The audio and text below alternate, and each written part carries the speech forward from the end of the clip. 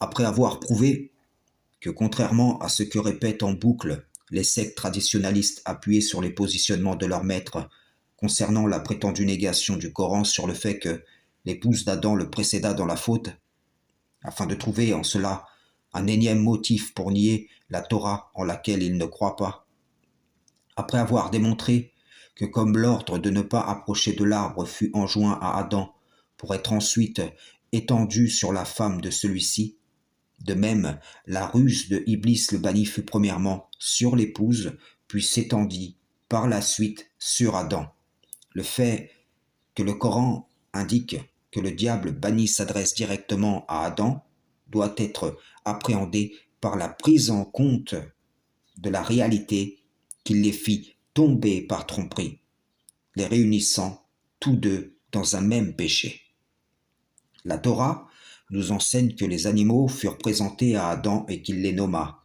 Et cela est rappelé également dans le Coran. Donc lorsque le diable banni fut expulsé du paradis, les animaux dont le serpent qui lui servit de lyre étaient à l'intérieur de celui-ci. Il entra dans le serpent et trompa la femme, puis celle-ci fut donc le véhicule de la tromperie, renfermant les promesses mensongères du diable qui s'étendit sur Adam.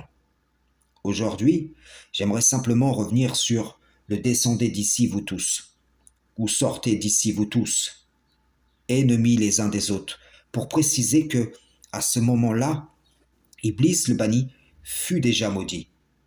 Donc le jugement qui fut rendu sur le serpent, elle t'écrasera la tête et tu lui blesseras le talon, implique la responsabilité de celui-ci d'avoir accepté de servir d'instrument au diable banni pour séduire. Le diable n'avait aucun pouvoir sur le serpent, s'il ce n'est qu'il l'a appelé et que celui-ci lui a répondu. L'adversaire avait besoin de corrompre un être en contact avec la femme pour mettre en place son stratagème.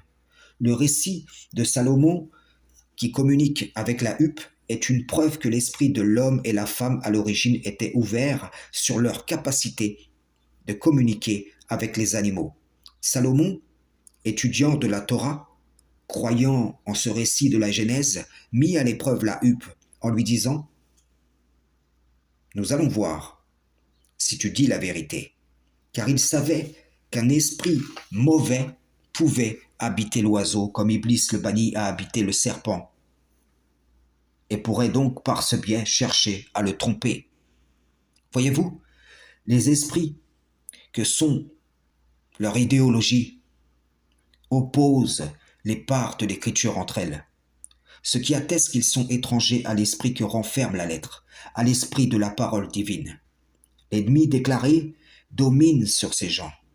Voilà pourquoi vous les voyez omniprésents sur les réseaux à maintenir actifs les éléments qui alimentent la division, les éléments qui commandent la négation des révélations divines, contrairement à ce qui leur a été prescrit dans leur révélation de référence.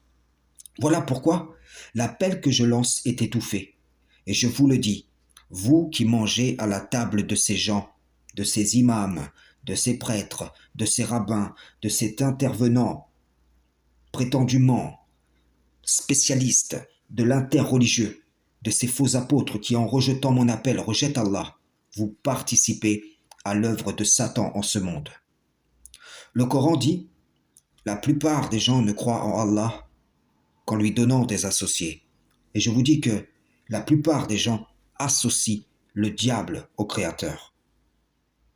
D'une façon ou d'une autre, pour une raison ou une autre. Je vous dis aussi que la presque totalité des concernés nieront leur association. Ils tourneront le dos, confiants en ce que leur diable leur promette, en ce que le diable leur a promis, mais qu'au bout du chemin, il les désavouera.